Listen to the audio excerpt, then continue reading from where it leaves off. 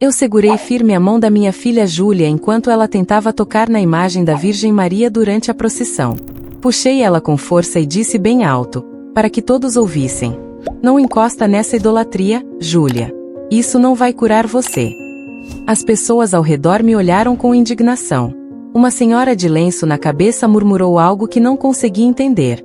Meu marido, Samuel, tentou me acalmar, mas eu estava decidida a provar meu ponto. Aquela menina de 7 anos, cega desde que nasceu, não ia ser curada por uma estátua de gesso. Só Jesus podia fazer milagres de verdade. Lembro que o sol batia forte naquela tarde de outubro. A procissão descia a avenida principal de Campinas, e havia centenas de pessoas cantando, rezando, levantando terços. Eu estava ali só porque Samuel tinha insistido. Ele achava que seria bom sairmos um pouco de casa, respirar outros ares. Mas para mim aquilo tudo era um espetáculo vazio. Gente idolatrando uma imagem, pedindo ajuda a quem não podia ouvir. Eu via aquilo como uma ofensa direta ao Deus vivo que eu servia há mais de uma década. Júlia não entendia o que estava acontecendo. Ela só ouvia o som das vozes, o cheiro de incenso no ar, e perguntava o que era aquilo tudo. Eu respondi com secura. Disse que eram pessoas perdidas, que ainda não conheciam a verdade. Samuel me lançou um olhar de reprovação. Ele sabia que eu estava exagerando. Mas eu não ligava. Minha convicção era maior que qualquer olhar de desaprovação. A senhora de lenço se aproximou de mim depois que a procissão passou. Ela tinha os olhos marejados. Disse algo como que Deus tenha misericórdia do seu coração. Eu ri. Achei aquilo patético. Quem era ela para me julgar? Eu era pastora de uma igreja crescente. Eu pregava para centenas de pessoas toda semana. Eu conhecia a Bíblia de capa a capa. E ela, provavelmente uma devota cega, repetindo orações decoradas sem nem saber o que significavam. Samuel ficou quieto no caminho de volta para casa. Júlia dormiu no banco de trás. Eu olhava pela janela, satisfeita comigo mesma. Tinha defendido minha fé. Tinha sido fiel. Não importava se as pessoas tinham ficado ofendidas. A verdade machuca. Sempre machuca. E eu estava disposta a ser porta-voz dessa verdade, mesmo que isso me custasse simpatia. Naquela noite, deitada na cama, senti uma pontada de desconforto. Não era remorso. Era algo mais sutil. Uma sensação de que talvez eu tivesse sido dura demais. Mas afastei o pensamento rapidamente. Fraqueza espiritual, pensei. O inimigo tentando plantar dúvida no meu coração. Orei em línguas por alguns minutos e dormi tranquila, certa de que tinha feito a coisa certa. Eu era pastora há 12 anos na Igreja Assembleia da Restauração, em Campinas. Minha pregação era conhecida por ser dura, sem concessões. Ensinava que católicos estavam perdidos, presos em tradições vazias e adoração de imagens. Meu ministério crescia justamente por causa dessa firmeza. As pessoas me respeitavam porque eu não tinha medo de confrontar o erro. Samuel me apoiava, mas às vezes pedia para eu ser mais gentil. Eu achava isso fraqueza. Comecei a pregar aos 23 anos, logo depois que me converti. Antes disso, minha vida era uma bagunça. Eu bebia, saía para festas, me envolvia com homens que não prestavam. Quando conheci Jesus, senti que tinha finalmente encontrado um propósito. A igreja me acolheu, me discipulou, e em poucos anos eu já estava liderando células. Meu dom para falar em público era evidente. As pessoas se emocionavam com minhas pregações. Choravam. Se arrependiam. E eu sentia que estava cumprindo meu chamado. Samuel entrou na minha vida quando eu já era líder de jovens. Ele era quieto, diferente de mim. Trabalhava como contador e frequentava a igreja há anos. Nos apaixonamos devagar. Ele admirava minha coragem, minha fé inabalável. Eu admirava sua paciência, sua capacidade de me ouvir sem me julgar. Casamos num culto simples, com a bênção do pastor principal. Júlia nasceu 2 anos depois. A cegueira dela foi um choque. Os médicos disseram que era uma má formação congênita. Não havia cura conhecida. Eu me recusei a aceitar aquilo. Comecei a orar com uma intensidade que assustava até Samuel. Jejuava 3 vezes por semana. Ungíamos Júlia com óleo toda noite. Eu tinha certeza absoluta de que Deus ia curá-la. Porque eu era fiel. Porque eu pregava sua palavra sem medo. Porque eu merecia aquele milagre. Os anos passaram e Júlia continuava cega. Ela se adaptou bem. Aprendeu braille, frequentava uma escola especial, tinha amigos. Mas eu nunca aceitei. Para mim, aquela cegueira era uma prova que eu ainda não tinha passado. Um desafio que Deus tinha colocado na minha vida para testar minha fé. E eu estava determinada a vencer. Minha pregação foi ficando cada vez mais dura. Eu atacava tudo que considerava erro doutrinário. Católicos, espíritas, evangélicos que eu achava liberais demais.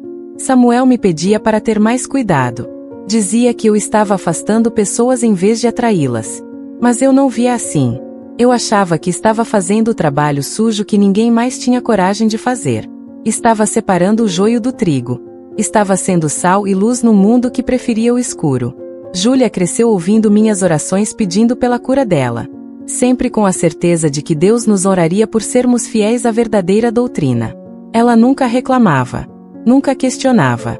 Era uma criança doce, obediente, cheia de fé. Às vezes eu olhava para ela e sentia uma dor profunda no peito. Não por ela, mas por mim. Porque no fundo, bem no fundo, eu sabia que minha fé estava mais ligada ao meu orgulho do que à verdadeira devoção. Mas nunca admiti isso em voz alta. Nem para Samuel. Nem para Deus. Nunca passou pela minha cabeça que eu pudesse estar errada sobre alguma coisa. 3 meses depois daquele dia na procissão, Júlia começou a ter convulsões. A primeira aconteceu durante o café da manhã.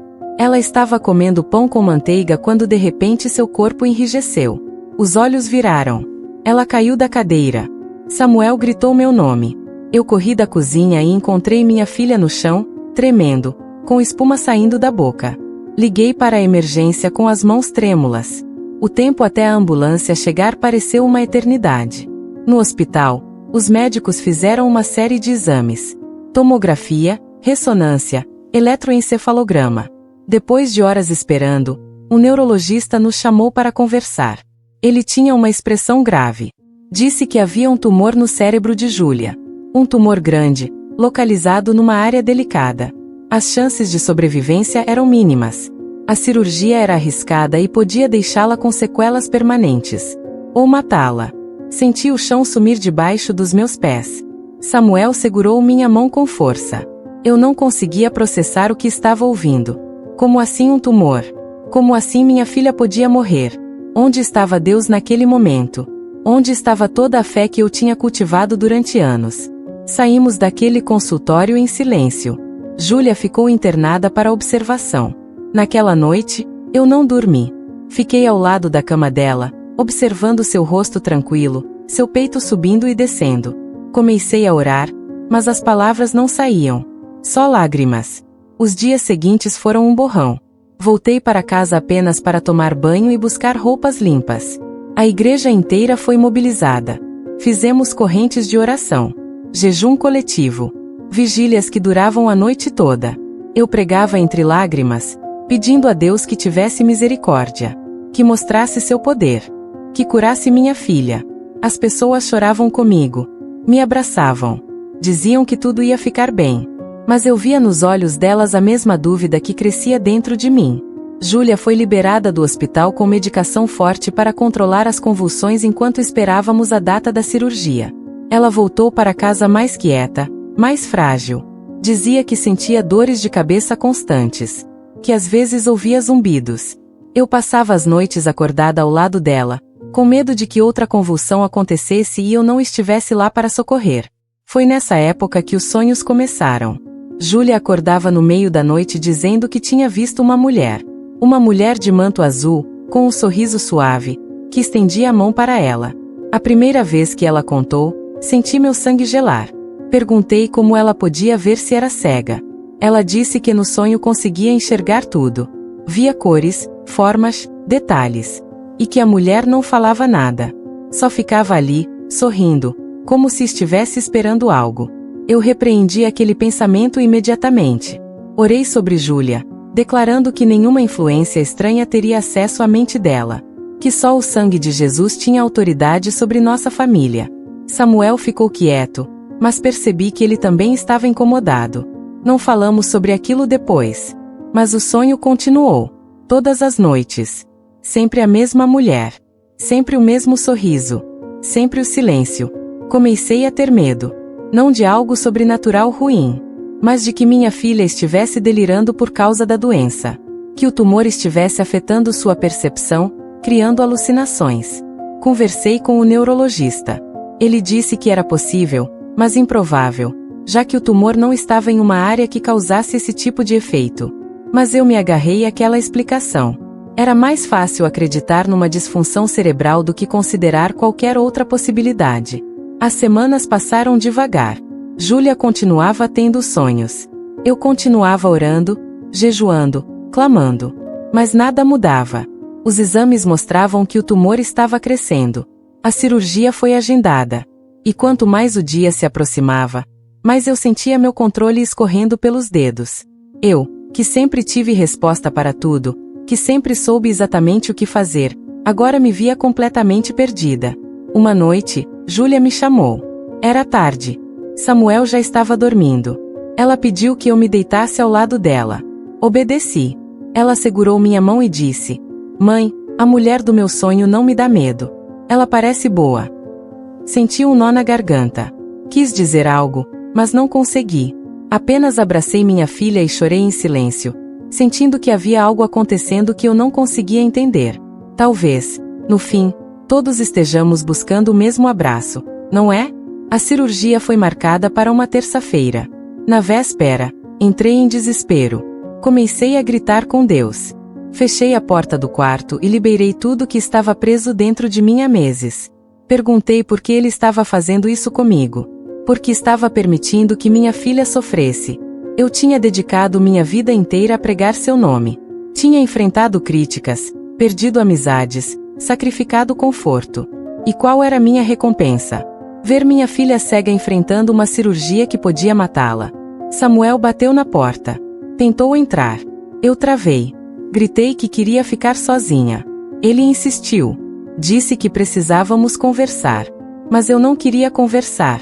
Queria respostas. Queria que Deus aparecesse ali na minha frente e me explicasse por que tudo aquilo estava acontecendo. Sentei no chão, encostada na cama, e fiquei ali por horas. Sem orar. Sem ler a Bíblia. Só sentindo um vazio enorme crescendo dentro de mim. Quando finalmente abri a porta, Samuel estava sentado no corredor. Ele me abraçou sem dizer nada. E nós ficamos ali, abraçados, chorando juntos. Porque não havia palavras. Não havia explicação. Só havia a dor crua de dois pais vendo sua filha à beira da morte. Naquela madrugada antes da cirurgia, não consegui fechar os olhos. Fiquei deitada ao lado de Samuel, ouvindo sua respiração pesada, sabendo que ele também não estava dormindo. Só fingíamos. Era mais fácil assim. Não precisávamos encarar a angústia um do outro. Às 4 da manhã, levantei e fui até o quarto de Júlia. Ela estava acordada. Sentada na cama, com as mãos no colo, quieta. "Mãe, você está aí?" Ela perguntou baixinho. "Estou, meu amor." A mulher veio de novo. Senti meu coração apertar. Não quis repreender dessa vez. Só sentei na beirada da cama e peguei a mão dela. O que ela fez? Nada. Só ficou olhando para mim. E sorriu. Como se estivesse dizendo que vai ficar tudo bem. Não respondi. Só segurei a mão da minha filha com mais força, sentindo que estava perdendo o controle de tudo. Da situação. Da minha fé. De mim mesma. Fomos para o hospital às 6 da manhã. O dia estava cinza, nublado, com aquele frio de inverno paulista que corta a pele. Júlia estava calma. Calma demais para uma criança de 7 anos prestes a passar por uma cirurgia no cérebro.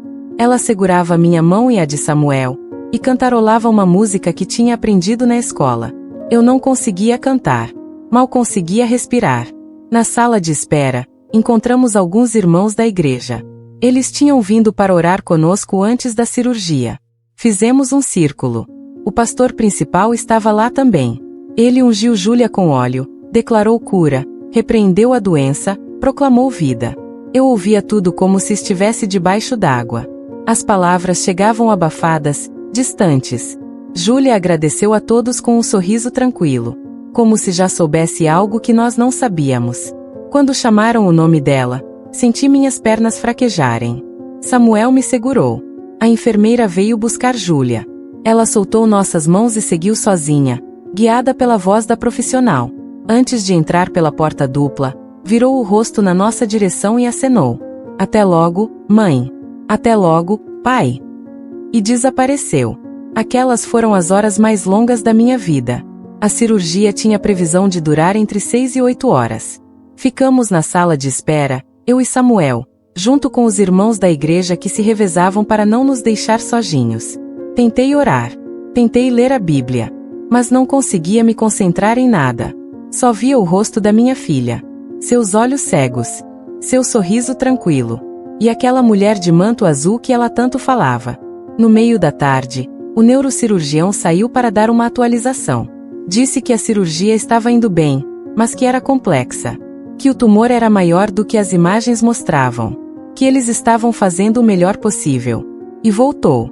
Senti que tinha recebido um soco no estômago. Samuel chorava. Eu não tinha mais lágrimas. Só um vazio gelado crescendo dentro de mim. Quando finalmente o médico voltou, já era noite. Ele tirou a máscara cirúrgica e respirou fundo antes de falar. Conseguimos remover boa parte do tumor. Mas não pudemos tirar tudo. Há áreas muito delicadas que, se tocássemos, comprometeriam funções vitais. Júlia está na recuperação. Ela sobreviveu. Mas os próximos dias vão ser críticos. Sobreviveu. Mas não estava curada. O tumor ainda estava lá. Parcialmente. Como uma bomba relógio dentro da cabeça da minha filha. Agradeci ao médico mecanicamente. Não sei o que disse. Só sei que ele apertou meu ombro e saiu. Ficamos esperando para poder vê-la. Quando finalmente nos deixaram entrar na UTI, quase desmaiei. Júlia estava conectada a uma infinidade de tubos e monitores. A cabeça enfaixada. O rosto inchado. Ela estava inconsciente, sedada. Samuel segurou minha mão. E nós ficamos ali, ao lado dela, em silêncio. Sem saber o que dizer. Sem saber o que fazer. Voltamos para casa tarde da noite. A casa estava vazia, silenciosa. Fui direto para o quarto e me tranquei. Não queria falar. Não queria orar. Não queria nada. Só queria que aquele pesadelo acabasse. Deitei na cama e olhei para o teto. E foi aí que aconteceu. Pela primeira vez em 12 anos de ministério, senti que Deus não estava ali. Que o céu estava vazio. Que todas as minhas orações, todos os meus jejuns, toda a minha fé, não tinham servido para nada. Comecei a chorar. Um choro profundo, que vinha de um lugar que eu nem sabia que existia dentro de mim. Chorei por Júlia. Chorei por mim. Chorei pela arrogância que me fez acreditar que eu tinha controle sobre qualquer coisa. Chorei pela dureza do meu coração. Pelas pessoas que machuquei com minhas palavras. Pela soberba que me fez julgar a fé dos outros enquanto a minha desmoronava. Samuel entrou no quarto sem pedir licença. Ele se deitou ao meu lado e me abraçou por trás. E nós ficamos assim, abraçados, chorando juntos, sem falar nada. Porque não havia palavras que pudessem consertar o que estava quebrado. Os dias seguintes foram uma montanha-russa de medo e esperança. Júlia acordou da sedação no segundo dia. Ela estava confusa, desorientada, com dores. Não lembrava da cirurgia.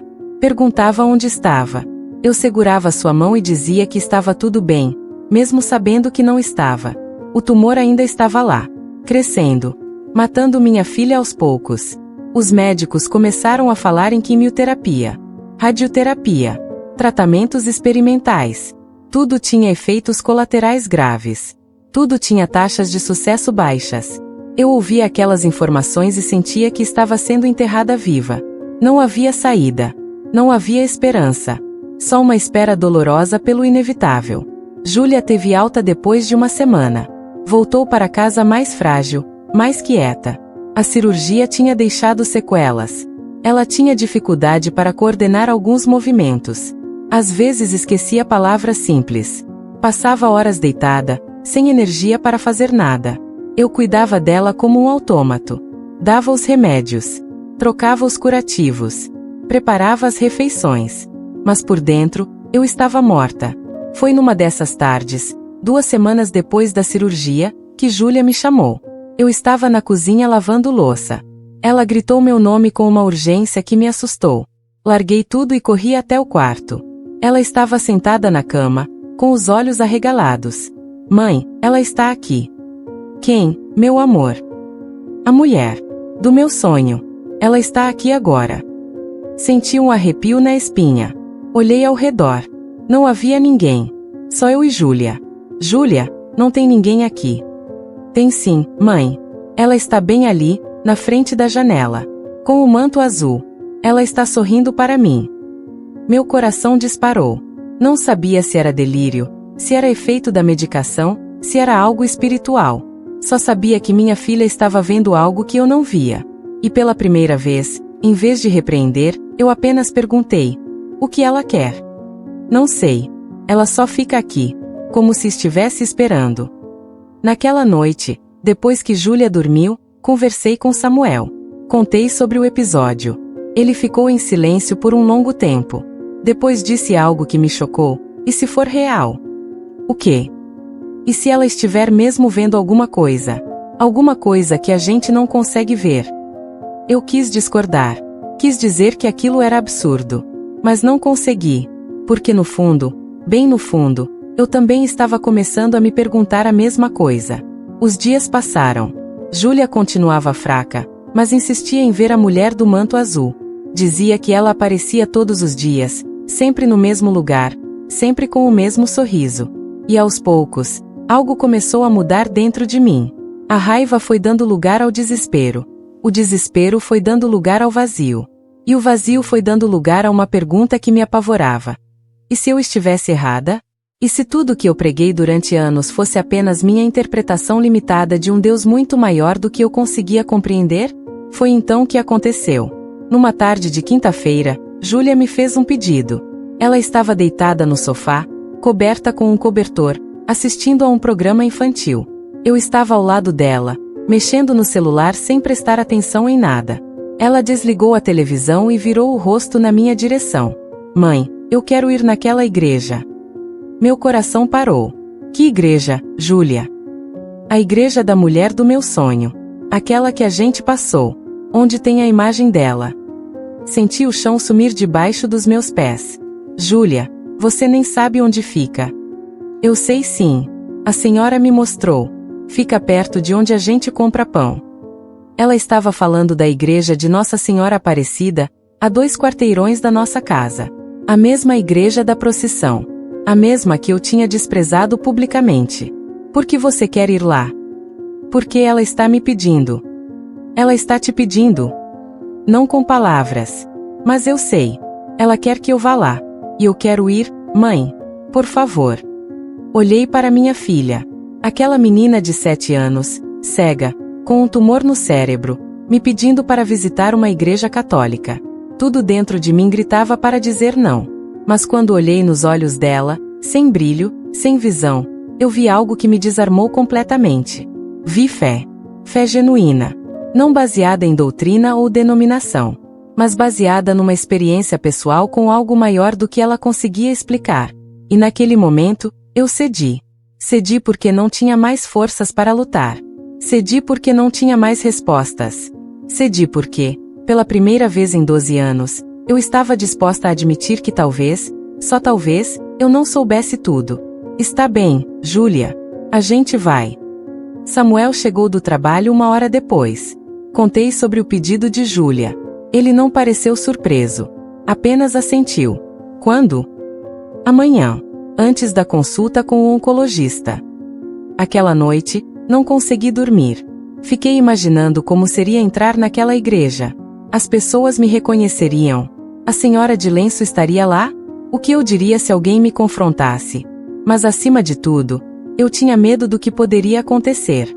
Porque se nada acontecesse, se Júlia não fosse curada, se Deus continuasse em silêncio, eu não sabia se conseguiria continuar acreditando em alguma coisa. Será que Deus também já falou com você no silêncio? No dia seguinte, acordei com o estômago embrulhado.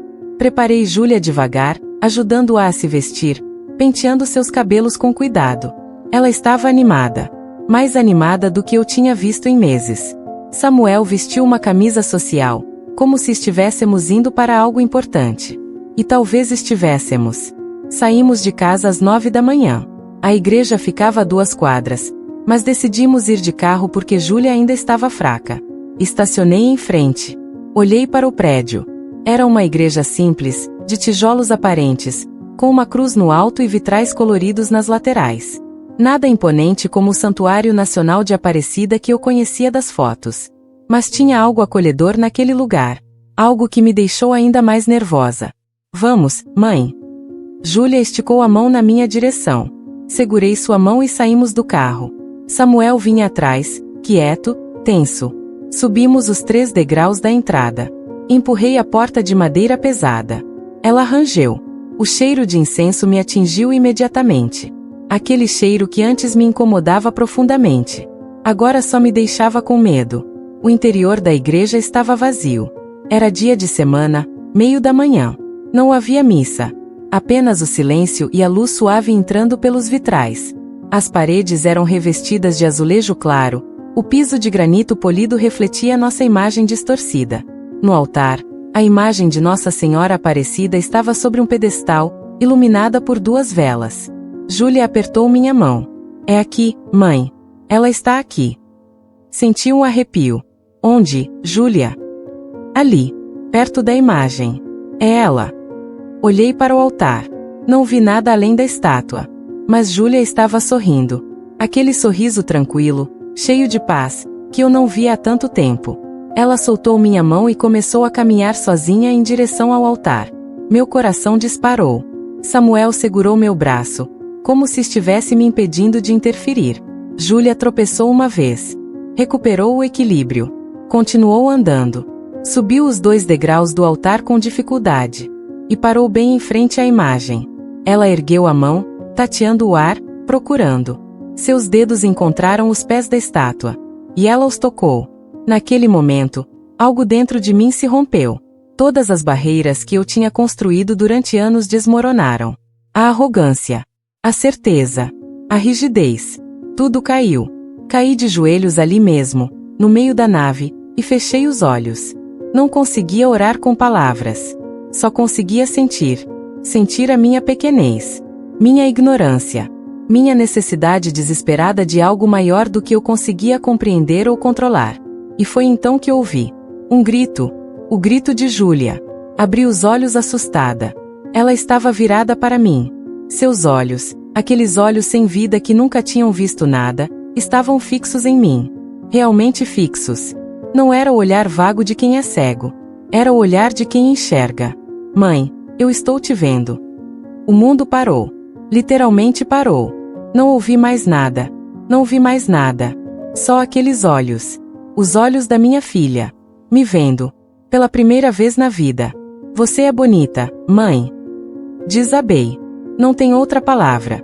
Desabei no chão, chorando de um jeito que nunca tinha chorado antes. Samuel correu até Júlia. Ela olhou para ele. Realmente olhou. E começou a rir. A rir e a chorar ao mesmo tempo. Samuel a pegou no colo e voltou até mim. Nós 3 ficamos ali, abraçados no chão daquela igreja, chorando, rindo, sem conseguir processar o que estava acontecendo. Não sei quanto tempo ficamos assim. Minutos. Talvez horas. O tempo tinha perdido o sentido. Quando finalmente consegui me levantar, Júlia não parava de olhar para tudo. Para os vitrais. Para as velas. Para as imagens. Para nós. Ela tocava nossos rostos com as mãos, comparando o que via com o que sentia. E ria. Aquela risada pura, inocente, de uma criança descobrindo o mundo pela primeira vez. Saímos da igreja atordoados. Do lado de fora, a vida continuava normal. Carros passando. Pessoas caminhando. Mas para nós, tudo tinha mudado. Fomos direto para o hospital. Precisávamos entender o que tinha acontecido. Júlia enxergava. Perfeitamente. Via cada detalhe. Cada cor. Cada movimento. Como se nunca tivesse sido cega. No hospital, os médicos não acreditaram. Fizeram testes. Muitos testes. Júlia identificava letras, números, formas, cores. Tudo. Com precisão absoluta. O neurologista que a acompanhava desde o início ficou em silêncio por longos minutos depois de ver os resultados. Depois pediu uma nova ressonância. Urgente. Esperamos 2 horas. Júlia não parava de olhar ao redor, maravilhada com tudo. Eu e Samuel estávamos em choque. Não conseguíamos falar. Só nos olhávamos, incrédulos, assustados, esperançosos. Quando a ressonância ficou pronta, o neurologista nos chamou para a sala dele. Ele colocou as imagens no computador. As imagens antigas ao lado das novas. E ficou ali, em silêncio, comparando. Eu sentia que ia desmaiar. Samuel segurava minha mão com tanta força que doía. O tumor desapareceu. Não entendi. Como assim? O tumor. Ele não está mais aqui. Ele apontou para a imagem nova. Não há nenhum sinal de massa tumoral. Nada. Como se nunca tivesse existido. Mas isso é possível. Ele respirou fundo. Não. Não deveria ser. Eu nunca vi algo assim em 30 anos de carreira. Tumores cerebrais não desaparecem. Especialmente do tamanho e da localização do que sua filha tinha. Não há explicação médica para o que aconteceu aqui. Samuel começou a chorar. Eu fiquei paralisada. O médico continuou. Vou encaminhar essas imagens para outros especialistas. Vou pedir mais exames. Mas pelo que estou vendo aqui, sua filha está completamente curada. Do tumor. E da cegueira. Algo que, medicamente falando, é impossível. Saímos daquele consultório cambaleando. Júlia pulava entre nós, feliz, apontando para tudo que via. E eu não conseguia processar nada. Minha filha tinha sido curada. Completamente. Num lugar que eu tinha desprezado. Por uma intervenção que eu nunca teria aceito. E agora eu estava ali, vendo o milagre que eu tanto tinha pedido, mas da forma que eu nunca imaginei. Naquela noite, deitei Júlia na cama. Ela não queria fechar os olhos. Tinha medo de que quando acordasse tudo tivesse sido um sonho. Eu prometi que não. Que ela ia acordar enxergando. Que tudo estava bem agora. Ela finalmente dormiu, sorrindo. Fui até a sala. Samuel estava sentado no sofá, com a cabeça entre as mãos. Sentei ao lado dele. E pela primeira vez, falei em voz alta o que estava ecoando dentro de mim desde que saímos daquela igreja. Eu estava errada. Sobre tudo. Samuel me olhou. Não sobre tudo. Sobre o que importa. Eu achava que tinha Deus dentro de uma caixa. Que eu conhecia seus caminhos. Que eu podia julgar a fé dos outros. E eu estava errada. Ele me abraçou. E nós choramos de novo. Mas dessa vez eram lágrimas diferentes. Não de dor. De alívio. De gratidão. De humildade. Voltei àquela igreja no domingo seguinte. Sozinha. Precisava processar o que tinha acontecido. Precisava entender. Ou pelo menos tentar. A missa estava acontecendo. Sentei no último banco, tentando passar despercebida. Mas não consegui prestar atenção no que o padre dizia. Só ficava olhando para a imagem de Nossa Senhora Aparecida, lembrando do momento em que Júlia tinha tocado nela. Quando a missa terminou, as pessoas começaram a sair. Fiquei ali, sentada, sem coragem de me levantar. Foi quando senti alguém sentar ao meu lado. Olhei. Era a senhora de lenço. A mesma da procissão. Meu coração acelerou. Olá, ela disse, com um sorriso gentil. Olá, respondi, com a voz trêmula. Você é a pastora, não é? A que estava na procissão com a filhinha. Senti meu rosto queimar. Sou. Ela ficou em silêncio por um momento. Depois segurou minha mão. Sua filha está bem. As lágrimas vieram antes que eu pudesse controlar. Ela está curada. Completamente curada. Aqui. Nessa igreja. Não sei como explicar. A senhora sorriu. Não era um sorriso de superioridade. Era um sorriso de compreensão. Deus não cabe nas nossas caixinhas, filha. Aquelas palavras me atingiram como um raio. Porque era exatamente isso. Eu tinha tentado colocar Deus numa caixa. Numa doutrina. Numa denominação. E ele tinha me mostrado que era muito maior do que isso. Eu preciso pedir desculpas. Pelo que eu disse. Pelo que eu fiz. Ela apertou minha mão. Você não precisa me pedir desculpas. Mas talvez precise pedir a ele. Ela olhou para o altar. E a você mesma? Ficamos ali, sentadas em silêncio, por longos minutos. Depois ela se levantou, me deu um abraço, e foi embora. Fiquei sozinha naquela igreja. E pela primeira vez em 12 anos de ministério, eu realmente orei. Não com palavras ensaiadas. Não com doutrinas decoradas. Só com o coração aberto, reconhecendo minha pequenez, minha arrogância, meus erros. Nos dias seguintes, comecei a frequentar as missas. Não porque tinha me tornado católica, mas porque sentia que precisava entender. Precisava aprender. Precisava desaprender tudo o que eu achava que sabia. Samuel foi algumas vezes comigo. Júlia ia sempre, animada, apontando para tudo que via. Mas sabia que precisava fazer algo mais difícil. Precisava voltar para minha igreja e contar o que tinha acontecido. Não sabia como seria recebida. Tinha medo de ser rejeitada. Mas sabia que não podia ficar em silêncio. Marquei uma reunião com o pastor principal e os líderes da igreja. Contei tudo, desde a procissão até a cura de Júlia. Falei sobre minha arrogância, minha dureza, meu julgamento dos outros.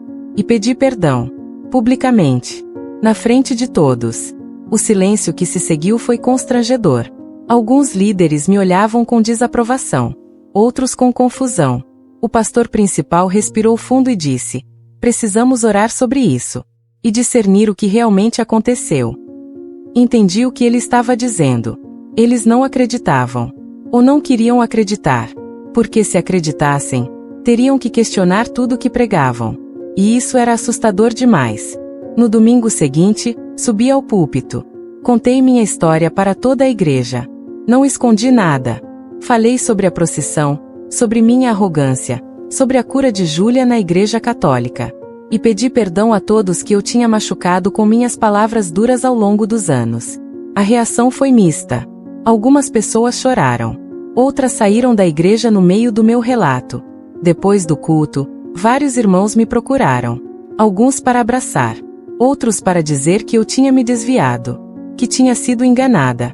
Que aquilo não era de Deus. Nas semanas seguintes, muitas pessoas deixaram a igreja por causa de mim. Diziam que eu estava pregando ecumenismo, que estava misturando doutrinas, que estava abrindo porta para o engano. O pastor principal me chamou para uma conversa particular. Disse que talvez fosse melhor eu me afastar por um tempo, até que as coisas se acalmassem. Entendi. Eu tinha abalado os fundamentos do que aquela comunidade acreditava. E isso tinha consequências. Mas não me arrependi. Não podia me arrepender, porque tinha visto um milagre. E esse milagre tinha me ensinado algo fundamental. Deus é maior do que qualquer um de nós consegue compreender. Fiquei afastada por 3 meses. Nesse período, continuei frequentando a igreja católica. Também visitei outras igrejas evangélicas. Conversei com padres, pastores, freiras, líderes de diferentes denominações. E percebi algo incrível. Todos estavam buscando a mesma coisa. Todos queriam conhecer Deus. Cada um do seu jeito, com suas tradições, com suas doutrinas. Mas no fundo, todos estavam no mesmo caminho. Quando voltei para minha igreja, estava diferente. Mais humilde, mais aberta, mais disposta a ouvir do que a falar. O pastor me devolveu o púlpito, mas disse que eu precisava ter cuidado com o que pregava. Concordei, porque entendi que não se tratava de pregar algo radical. Tratava-se de pregar o amor. A humildade. A aceitação do mistério. Hoje, 3 anos depois, ainda sou pastora na Igreja Assembleia da Restauração. Mas minha pregação mudou. Não ataco mais outras denominações. Não julgo mais a fé das pessoas. Prego sobre um Deus que não pertence a ninguém.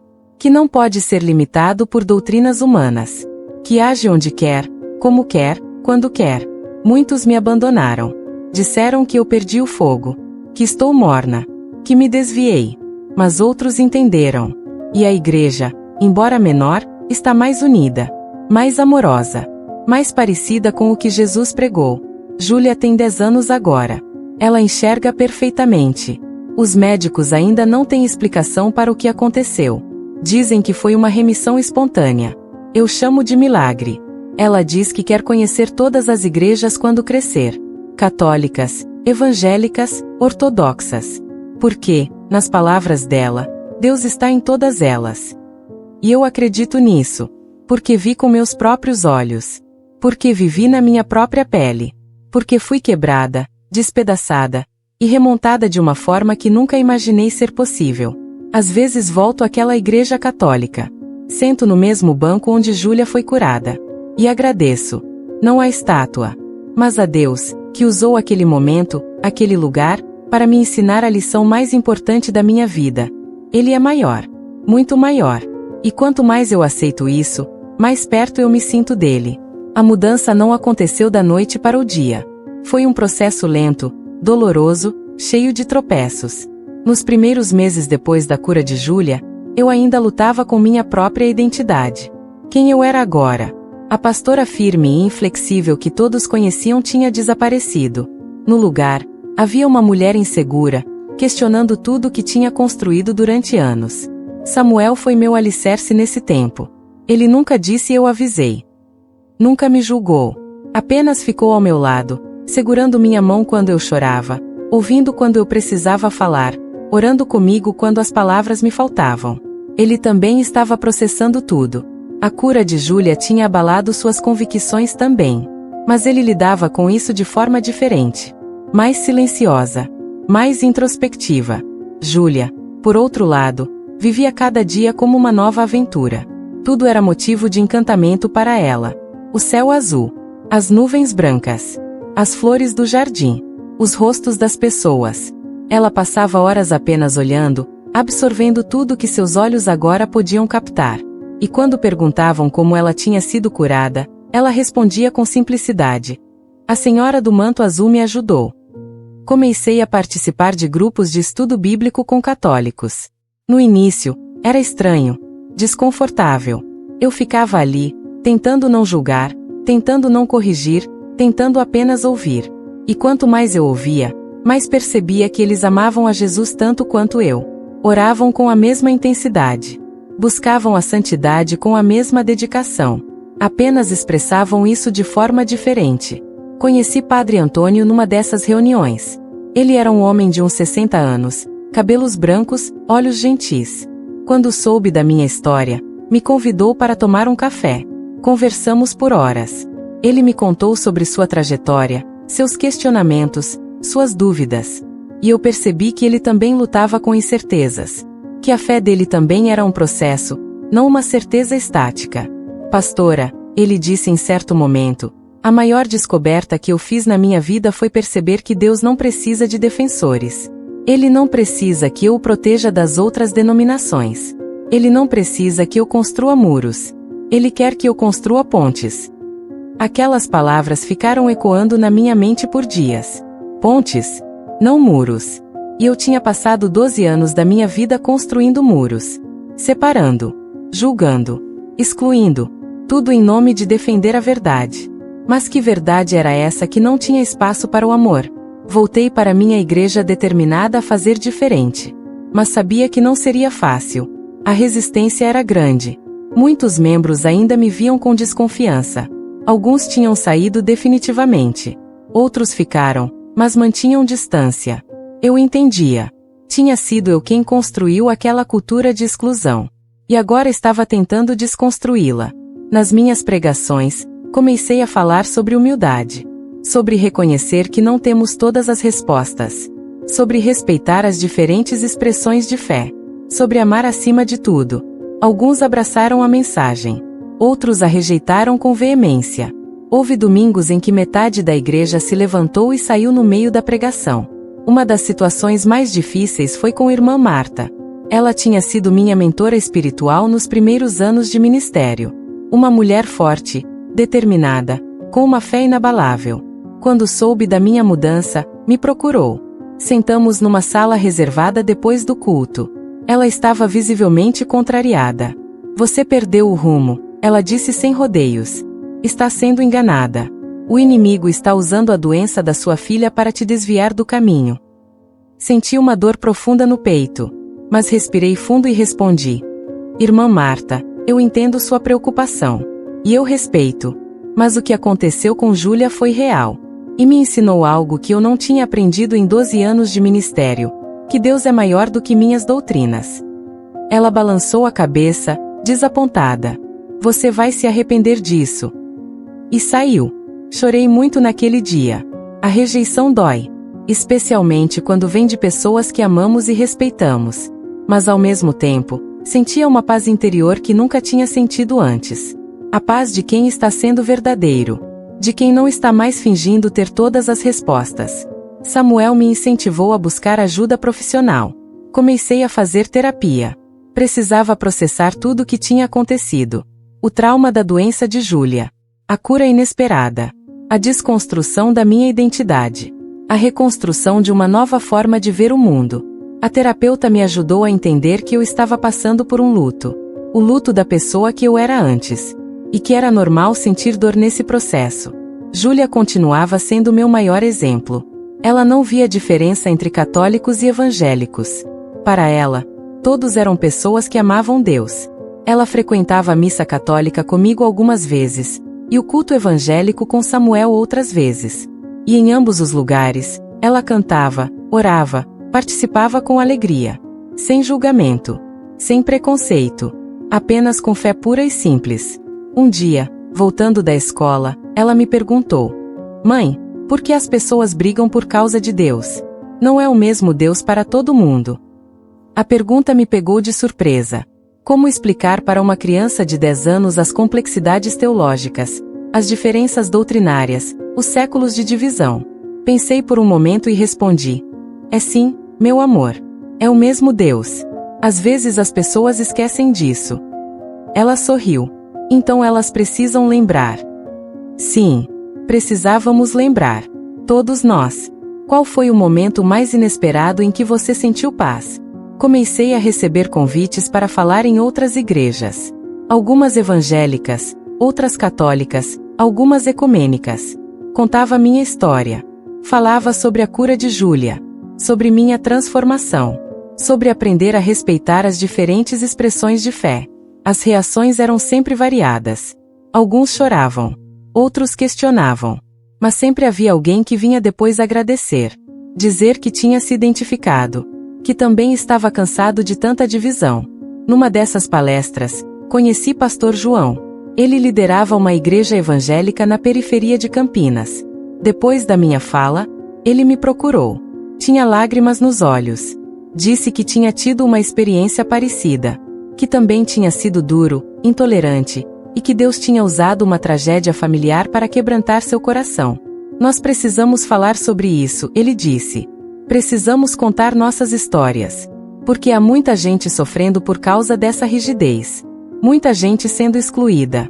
Muita gente desistindo da fé porque não se encaixa nas caixinhas que criamos. Concordei com ele. E ali nasceu uma amizade. Uma parceria. Começamos a organizar encontros com líderes de diferentes denominações. Apenas para conversar. Para compartilhar experiências. Para construir pontes. Não tinha agenda teológica. Não era para debater doutrinas. Era apenas para nos conhecermos como pessoas. Como irmãos. 3 anos depois da cura de Júlia, olho para trás e mal reconheço quem eu era. A pastora arrogante, inflexível, cheia de certezas, desapareceu. No lugar, há uma mulher humilde, cheia de perguntas, disposta a aprender. E curiosamente, sinto que minha fé está mais forte agora do que nunca. Porque não está baseada em doutrinas que eu preciso defender. Está baseada numa experiência real com um Deus real que é maior do que qualquer coisa que eu possa compreender. A Igreja Assembleia da Restauração mudou também. É menor, sim. Perdemos muitos membros. Mas os que ficaram estão mais unidos. Mais amorosos. Menos preocupados em estar certos e mais preocupados em amar bem. Começamos projetos sociais em parceria com a Igreja Católica do bairro. Distribuímos cestas básicas juntos. Fazemos visitas a hospitais juntos. Organizamos eventos para crianças juntos. E nesse processo, as barreiras foram caindo. Júlia está com 10 anos agora e quer ser missionária. Ela diz que quer viajar o mundo contando sua história. Mostrando que Deus não está preso em denominações. Que Ele age onde quer, como quer. Às vezes eu olho para ela e me emociono. Porque vejo nela uma fé que eu levei décadas para alcançar. Uma fé livre. Sem amarras. Sem preconceitos. Samuel voltou a sorrir. Ele estava tão cansado das brigas, das divisões, da dureza que marcava nosso ministério antes. Agora, ele diz que sente que finalmente encontramos o caminho que Jesus ensinou. O caminho do amor. Da humildade. Da aceitação. Ele se tornou um dos maiores defensores dessa nova forma de fazer igreja. E nossa relação está mais forte do que nunca. Porque não estamos mais tentando defender posições. Estamos apenas tentando amar a Deus e as pessoas. A senhora de lenço da procissão se tornou uma amiga querida. Seu nome é Dona Maria. Ela tem 72 anos e uma sabedoria que só vem de quem viveu muito e aprendeu a olhar o mundo com compaixão. Almoçamos juntas uma vez por mês. Ela me conta histórias da vida dela. Eu conto as minhas. E sempre saio desses encontros com o coração mais leve, mais grato, mais humilde. Padre Antônio se tornou um mentor espiritual para mim. Eu sei que isso soa estranho. Uma pastora evangélica tendo um padre católico como mentor. Mas a verdade é que ele tem me ensinado coisas que eu nunca aprendi na minha formação teológica. Sobre silêncio. Sobre contemplação. Sobre aceitar o mistério. Sobre não ter medo de não saber. Houve momentos em que pensei em desistir. Momentos em que a pressão era grande demais. As críticas doíam. As acusações de heresia machucavam. Houve noites em que chorei até dormir, questionando se estava fazendo a coisa certa. Mas sempre que essas dúvidas vinham, eu olhava para Júlia. Via seus olhos brilhantes, cheios de vida. E lembrava do milagre. Lembrava de como Deus tinha usado um lugar que eu desprezava para curar minha filha e quebrantar meu coração. E aí eu entendia. Entendia que vale a pena. Que construir pontes é mais importante do que construir muros. Que amar é mais importante do que estar certo. Que a humildade é mais poderosa do que a arrogância. Hoje, quando prego, não tenho medo de dizer eu não sei. Não tenho medo de admitir que há mistérios que não consigo explicar. Não tenho medo de reconhecer que outras denominações também têm coisas lindas para ensinar. E curiosamente, as pessoas se conectam mais com essa vulnerabilidade do que se conectavam com minha antiga certeza inabalável. Júlia me ensinou que fé não é sobre ter todas as respostas. É sobre confiar. É sobre se entregar. É sobre aceitar que há coisas maiores do que nós conseguimos compreender. E que está tudo bem não entender tudo. Porque não precisamos entender tudo. Precisamos apenas amar. Outro dia, estávamos voltando de mais uma consulta médica de rotina. Júlia continua fazendo acompanhamento a cada 6 meses. Os médicos ainda não entendem o que aconteceu. Chamam de remissão espontânea. Eu chamo de milagre. Ela estava olhando pela janela do carro, vendo as árvores passarem. De repente virou para mim e disse: "Mãe, você acha que a senhora do manto azul ainda aparece para outras pessoas?" "Não sei, meu amor." "Por quê?" "Porque tem muita gente precisando. Muita gente triste. Muita gente brava com os outros por causa de religião. Ela devia aparecer para essas pessoas também." Sorri. Talvez ela apareça. Mas de formas diferentes. Talvez através de uma palavra. De um abraço. De uma história como a nossa. Ela pensou por um momento. Então a gente precisa contar nossa história para mais gente. É verdade. Então vamos, mãe. Vamos contar para todo mundo que Deus é grande demais para caber nas caixinhas que a gente faz. Ri. Minha filha de 10 anos resumindo em uma frase o que eu levei anos para aprender. Quando cheguei em casa naquela tarde, fui até o quarto. Ajoelhei ao lado da cama e orei. Não uma oração ensaiada. Não uma oração doutrinária. Apenas uma conversa honesta com Deus. Agradeci pela cura de Júlia. Agradeci pela quebra da minha arrogância. Agradeci pelas pessoas que ficaram ao meu lado. Agradeci pelas que saíram, porque me ensinaram que não preciso da aprovação de todos. Agradeci pelo mistério, pela incerteza, pela liberdade de não ter que ter todas as respostas. E naquele silêncio, senti algo que tinha sentido apenas uma vez antes. Na Igreja Católica, no dia da cura de Júlia. Uma presença. Não com palavras. Não com visões. Apenas uma presença. Um calor no peito. Uma certeza suave de que estava no caminho certo. De que tudo o que tinha acontecido tinha um propósito. De que minha dor não tinha sido em vão. Levantei com o rosto molhado de lágrimas. Mas não eram lágrimas de tristeza. Eram lágrimas de gratidão. De rendição. De paz. Hoje, quando olho para a minha vida, vejo 2 capítulos distintos. O antes e o depois da cura de Júlia. Antes, eu era uma mulher cheia de respostas mas vazia de amor. Agora, sou uma mulher cheia de perguntas mas transbordando de compaixão. E eu não trocaria isso por nada. Júlia me ensinou que milagres não acontecem apenas para curar corpos. Acontecem para curar corações. Minha filha foi curada da cegueira física. Mas eu fui curada da cegueira espiritual. E essa cura foi tão profunda, tão transformadora, que mudou não apenas a minha vida, mas a vida de todos ao meu redor. Então, se você está lendo esta história, ou ouvindo estas palavras, e se identificou de alguma forma, eu quero que saiba.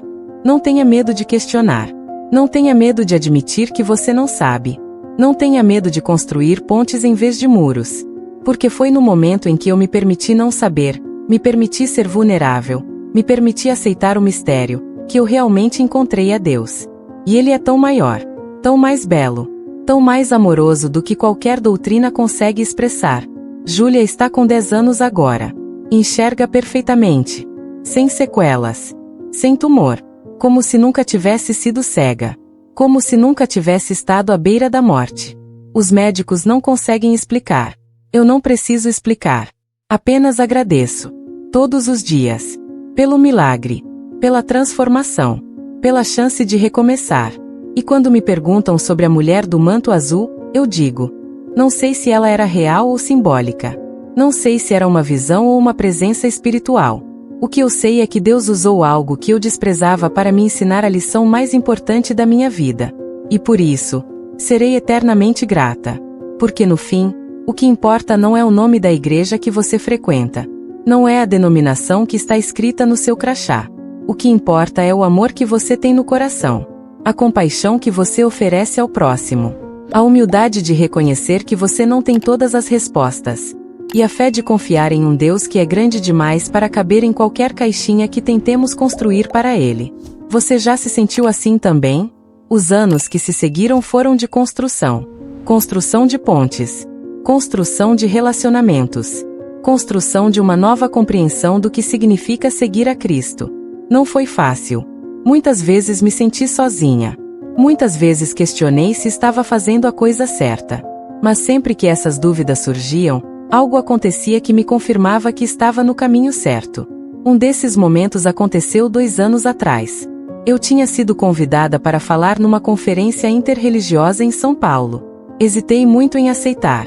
Uma conferência interreligiosa. Isso ia além do ecumenismo cristão. Ia envolver pessoas de outras religiões completamente diferentes. Budistas, espíritas, judeus. Como eu poderia participar disso sem comprometer minha fé? Conversei com Samuel. Conversei com Padre Antônio. Conversei com Pastor João. Todos me encorajaram a ir. Você não precisa concordar com tudo, disse Padre Antônio. Apenas precisa ser respeitosa. E contar sua história. Deixar que Deus use sua história para tocar corações. Fui. Com o coração apertado, mas fui. A conferência tinha mais de 500 pessoas. Líderes religiosos de todas as tradições. Quando chegou minha vez de falar, subi ao palco tremendo. Contei minha história. A arrogância. A intolerância. A doença de Júlia. A cura. A transformação. E no final, disse algo que nunca tinha dito em público. Eu não sei se todas as religiões levam a Deus. Não tenho essa resposta. O que eu sei é que Deus é maior do que qualquer religião. E que onde há amor genuíno, onde há compaixão verdadeira, onde há busca sincera pelo sagrado, ali Deus está presente de alguma forma.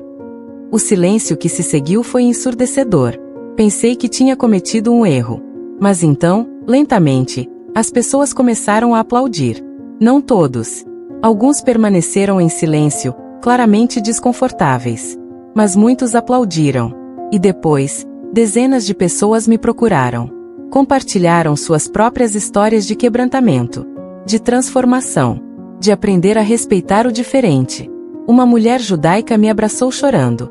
Disse que tinha perdido a filha num acidente e que minha história a ajudou a entender que Deus não estava ausente naquela dor. Um monge budista apertou minha mão e disse: sua história é sobre compaixão. E compaixão é universal. Voltei daquela conferência com o coração cheio. Não porque tinha convertido alguém, mas porque tinha conectado com outros seres humanos num nível profundo. Num nível de vulnerabilidade e verdade. Júlia estava crescendo e se tornando uma jovem incrível. Com 12 anos, ela tinha uma maturidade espiritual que me surpreendia. Ela escrevia poemas sobre fé, sobre amor, sobre aceitação. Um dia me mostrou um que tinha escrito: Deus não mora em prédios. Não veste nossas roupas. Não fala nossa língua. Deus mora nos abraços. Veste de compaixão. Fala a linguagem do amor. Chorei quando li.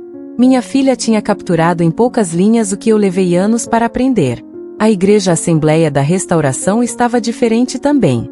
Não apenas menor, mas mais profunda. As pessoas que ficaram eram pessoas comprometidas com amar, com servir, com construir pontes. Começamos projetos que eu nunca imaginei fazer. Abrimos as portas da igreja para grupos de apoio, para alcoólicos anônimos, para mulheres vítimas de violência doméstica, para imigrantes que precisavam aprender português. E o mais bonito, começamos a fazer cultos conjuntos com a Igreja Católica do bairro. Uma vez por mês, nos reuníamos. Às vezes na nossa igreja, às vezes na deles. Cantávamos juntos. Orávamos juntos. Compartilhávamos a comunhão juntos. No início, era estranho para muitos. Mas com o tempo, foi se tornando natural. As barreiras foram caindo. E no lugar, surgiu algo lindo. Uma comunidade que transcendia denominações. Irmã Marta, minha antiga mentora, voltou a falar comigo 3 anos depois de nossa última conversa. Ela me procurou depois de um culto. Estava visivelmente emocionada. Disse que tinha passado por algo que a fez repensar tudo. Seu neto tinha se declarado homossexual. E ela, que sempre pregou contra isso, se viu diante de uma escolha: rejeitar o neto ou repensar suas convicções. Eu escolhi meu neto, ela disse com lágrimas nos olhos. E nesse processo, entendi o que você estava tentando me dizer: que amor é maior que doutrina. Que pessoas são mais importantes que posições teológicas. Abracei ela forte. E nós choramos juntas. Porque reconciliação é uma das coisas mais bonitas que existem. E quando acontece, cura não apenas as pessoas envolvidas, mas todos ao redor. Samuel se tornou um defensor apaixonado da unidade cristã. Ele começou a escrever artigos para blogs evangélicos sobre ecumenismo. Muitos o criticaram. Mas muitos também o apoiaram. Ele dizia que valia a pena plantar sementes, mesmo que não vivêssemos para ver toda a colheita. E eu concordava plenamente. Um dos momentos mais marcantes desses últimos anos foi quando fui convidada para pregar na Igreja Católica onde Júlia tinha sido curada. Foi surreal. Subir naquele altar onde minha filha tinha tocado a imagem de Nossa Senhora. Onde minha vida tinha mudado completamente. Preguei sobre humildade. Sobre reconhecer que não temos todas as respostas. Sobre construir pontes em vez de muros. E no final, fiz algo que nunca imaginei fazer. Pedi que a comunidade orasse por mim. Por minha igreja. Pela unidade do corpo de Cristo. Senti as mãos daquelas pessoas sobre mim. Ouvi suas orações. Em português, em latim, em línguas. E senti que estávamos todos conectados. Não por doutrina, mas por algo muito maior. Por amor. Por fé. Por uma busca genuína do sagrado. Júlia estava sentada na primeira fila. Nossos olhos se encontraram. E ela sorriu. Aquele sorriso que dizia: viu, mãe? Eu te disse que Deus estava em todos os lugares. E ela estava certa. Sempre esteve. O que te move em tempos de incerteza? Comecei a receber cartas. Muitas cartas. De pessoas de todo o Brasil que tinham ouvido minha história. Algumas dizendo que eu as tinha ajudado a sair da rigidez religiosa. Outras dizendo que eu as tinha encorajado a buscar reconciliação com familiares de outras denominações. E algumas, as mais preciosas, dizendo que minha história as tinha ajudado a voltar para a fé depois de terem se afastado por causa de experiências ruins em igrejas. Cada carta era um lembrete de que minha dor não tinha sido em vão. Que Deus tinha usado a doença de Júlia, minha quebra, minha transformação, para tocar outras vidas. E isso me dava forças para continuar. Para não desistir. Para continuar construindo pontes mesmo quando parecia mais fácil construir muros. Hoje, enquanto escrevo essas palavras, Júlia está com 13 anos. Uma adolescente linda, inteligente, cheia de fé e compaixão. Ela decidiu que quer estudar medicina. Quer ser neurologista. Para ajudar outras crianças que passam pelo que ela passou. E eu não tenho dúvidas de que vai conseguir. Porque ela tem algo que muitos médicos não têm: empatia profunda. Compreensão de que medicina vai além de ciência, que envolve o humano, o espiritual, o completo. Samuel e eu celebramos 20 anos de casamento no mês passado. Fizemos uma cerimônia pequena, íntima. Renovamos nossos votos. Mas dessa vez, quem nos abençoou foi Padre Antônio e Pastor João juntos. Um padre católico e um pastor evangélico, lado a lado, abençoando nosso matrimônio. Alguns anos atrás, isso seria impensável. Hoje, era a coisa mais natural do mundo. E foi lindo. Tão lindo que não consegui parar de chorar. A Igreja Assembleia da Restauração tem hoje cerca de 80 membros regulares. É pequena, sim, mas é viva. É amorosa. É relevante na comunidade. As pessoas sabem que somos uma igreja diferente. Uma igreja que não julga, que não exclui, que acolhe. E isso tem atraído pessoas machucadas por experiências religiosas ruins. Pessoas que tinham desistido da fé. Pessoas que achavam que não tinham lugar na igreja. E quando essas pessoas chegam, nós as abraçamos. Ouvimos suas histórias. Choramos com elas. E aos poucos, elas vão redescobrindo que Deus não é como as pessoas que as machucaram. Que Ele é amor. Que Ele é acolhida. Que Ele é graça. Recebi uma notícia recentemente que me deixou muito feliz. A história de Júlia vai ser publicada em um livro sobre milagres contemporâneos. Um médico que acompanhou o caso dela foi convidado para escrever sobre remissões espontâneas inexplicáveis. E ele incluiu o caso de Júlia. Ele termina o capítulo dizendo: como cientista, não posso explicar o que aconteceu com essa criança. Como ser humano, só posso me curvar diante do mistério. Isso resume tudo, não é? Há coisas que não podemos explicar. E está tudo bem. Não precisamos explicar tudo.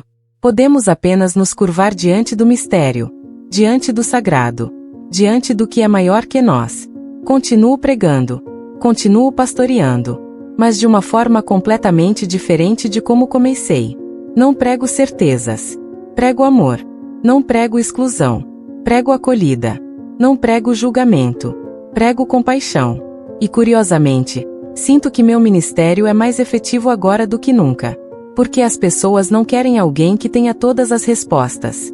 Querem alguém que seja vulnerável, real, humano. Dona Maria, a senhora do lenço, faleceu há 6 meses. Foi tranquilo. Ela dormiu e não acordou. No funeral, havia pessoas de todas as denominações. Católicos, evangélicos, espíritas. Todos unidos para celebrar a vida de uma mulher que tinha amado bem. Que tinha construído pontes. Que tinha visto em mim não uma inimiga, mas uma irmã que precisava de graça. Fui uma das pessoas que falou no funeral. Contei sobre nosso primeiro encontro. Sobre como ela tinha me oferecido perdão quando eu nem sabia que precisava. Sobre como ela tinha me ensinado que Deus não cabe em caixinhas. E terminei dizendo: Dona Maria foi para mim um exemplo vivo de Cristo. Não pela sua denominação, mas pelo seu amor. Depois do funeral, seu filho me deu uma carta. Era de Dona Maria, escrita alguns meses antes de morrer. Ela sabia que estava indo, e quis deixar algumas palavras para pessoas especiais. A carta para mim dizia: querida pastora, obrigada por me ensinar que milagres acontecem de formas que não esperamos. Obrigada por ter a coragem de mudar. Obrigada por construir pontes. Continue. Mesmo quando for difícil. Mesmo quando doerem. Porque o mundo precisa de mais construtores de pontes e menos construtores de muros. Te vejo do outro lado, onde não haverá mais denominações. Só amor. Chorei tanto lendo aquela carta. E continuo chorando toda vez que a releio. Júlia perguntou outro dia: Mãe, você se arrepende de alguma coisa? Pensei bastante antes de responder. Me arrependo de ter machucado pessoas com minhas palavras duras. Me arrependo de ter julgado quando devia ter amado. Mas não me arrependo do caminho. Porque ele me trouxe até aqui. Até essa compreensão. Até esse amor. Ela assentiu, pensativa. Então, no fim, até os erros servem para alguma coisa. Sim, meu amor. Quando permitimos que Deus os transforme, até os erros servem para alguma coisa. Hoje, quando olho para trás, vejo uma trajetória de quebrantamento e restauração. De arrogância e humildade. De divisão e união. E agradeço. Agradeço por cada passo. Cada lágrima. cada lição. Porque todas me trouxeram até aqui. Até esse lugar de paz, de aceitação, de amor. Sei que minha história não é única. Sei que há milhares de pessoas passando pelo mesmo processo. Desconstruindo certezas. Reconstruindo fé. Aprendendo a amar além das diferenças. E se você é uma dessas pessoas, quero que saiba, você não está sozinho. O caminho é difícil. Dói. Mas vale a pena. Porque do outro lado há uma liberdade que você nunca imaginou ser possível. Liberdade para amar sem julgamento. Liberdade para respeitar sem concordar. Liberdade para construir pontes sem medo. E acima de tudo, liberdade para experimentar Deus de uma forma mais ampla, mais profunda, mais real do que qualquer doutrina consegue conter. Júlia me pergunta às vezes se a mulher do manto azul ainda aparece para ela. Ela diz que não. Que depois da cura, nunca mais viu. Mas que sente, de vez em quando, uma presença. Uma paz. Uma certeza de que não está sozinha. E eu acredito. Porque também sinto. Não vejo. Mas sinto. E talvez seja isso que fé realmente significa. Não ver, mas sentir. Não ter certezas, mas ter confiança. Não controlar, mas se entregar. E nessa entrega, encontrar uma paz que ultrapassa todo o entendimento. Se você chegou até aqui, obrigada por ouvir minha história. Obrigada por me dar o privilégio de compartilhar minha dor, minha transformação, minha esperança. Espero que de alguma forma, essas palavras tenham tocado seu coração. Tenham plantado uma semente. Tenham aberto uma porta. Porque no final, é disso que se trata. De tocar corações. De plantar sementes. De abrir portas. De construir pontes. E de lembrar, sempre, que Deus é maior. Muito maior. E que Ele nos ama. Todos nós. Sem exceção. Sem condição. Sem denominação. E se você pudesse descrever a sua busca por algo maior em apenas uma palavra, qual seria? Para mim, hoje, seria amor. Porque descobri que tudo se resume a isso. Amor a Deus. Amor ao próximo. Amor a si mesmo. Amor que transcende doutrinas. Amor que constrói pontes. Amor que cura. Amor que transforma. Amor que liberta. E é com esse amor no coração que continuo. Um dia de cada vez. Uma ponte de cada vez. Uma pessoa de cada vez.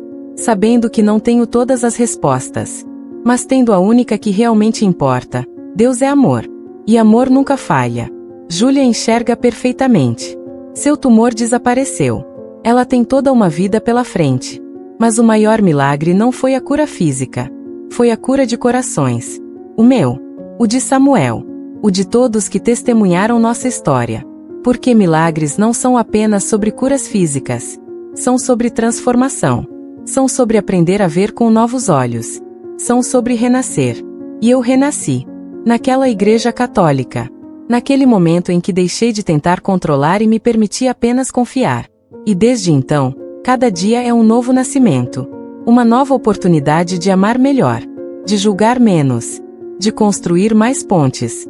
Esse é meu legado. Não igrejas grandes. Não multidões. Não fama. Mas pontes. Pontes entre católicos e evangélicos. Entre diferentes denominações. Entre pessoas machucadas e esperança renovada. Entre orgulho e humildade. Entre certeza e mistério. E se minha história servir para construir uma ponte entre seu coração e o amor de Deus, então tudo valeu a pena. Cada lágrima. Cada dor. Cada transformação. Porque no fim, é para isso que estamos aqui.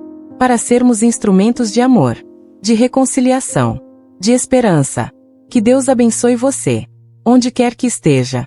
Qualquer que seja a sua denominação. Ou mesmo se você não tiver nenhuma. Porque Ele te ama. Assim como você é. E quer te encontrar. Não nas suas certezas. Mas nas suas perguntas. Não na sua força. Mas na sua fraqueza. Não no seu controle. Mas na sua entrega. E quando você se entregar, vai descobrir o que eu descobri. Que Ele estava ali o tempo todo. Esperando. Com os braços abertos. Pronto para te abraçar. Pronto para te curar. Pronto para te transformar. Do jeito que só Ele sabe fazer. Com amor e esperança, essa é minha história. E meu presente para você.